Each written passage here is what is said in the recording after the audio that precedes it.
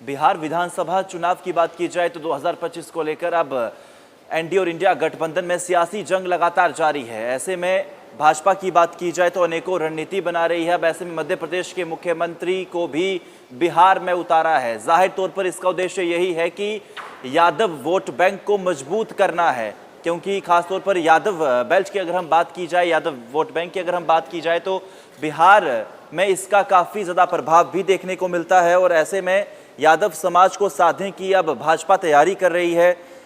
India गठबंधन और NDA के बीच सियासी तकरार लगातार जारी है।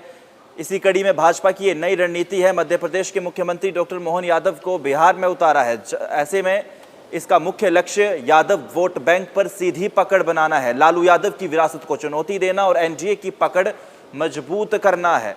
14 सितंबर को मोहन यादव पटना पहुंचे थे। यादव महासभा के बड़े आयोजन में शामिल हुए, जहां कई बड़े नेता भी मौजूद रहे। ये कदम भाजपा के MY समीकरण यानी कि मुस्लिम यादव को तोड़ने और यादव समुदाय को साधने की रणनीति का ही हिस्सा माना जा रहा है, क्योंकि इससे पहले हमने देखा किस तरह से यादव समाज की बात की जाए तो भाजपा की पकड़ उसमें अच्छी खासी नहीं रही थी।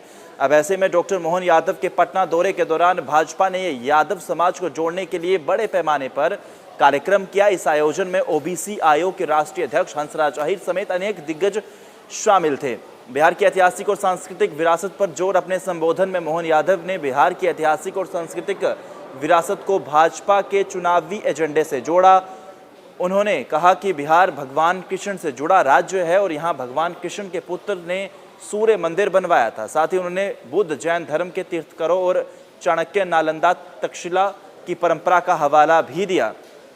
MY वोट बैंक पर भाजपा की नज़र है और अब ऐसे में अक्टूबर से नवंबर महीने में जिस तरीके से तारीखों का ऐलान और चुनाव भी होने हैं, तो अब बिहार विधानसभा चुनाव को लेकर एनडीए और इंडिया गठबंधन लगातार तैयारियां कर रहे हैं। हर दिन एक नया समीकरण दिखाई दे रहा है और अब देखना होगा कि जो यादव वोट बैंक को लेकर भाजपा के अंदर खाते जो चल रहा है, उसका उद्देश्य अब यही है या फिर कुछ और।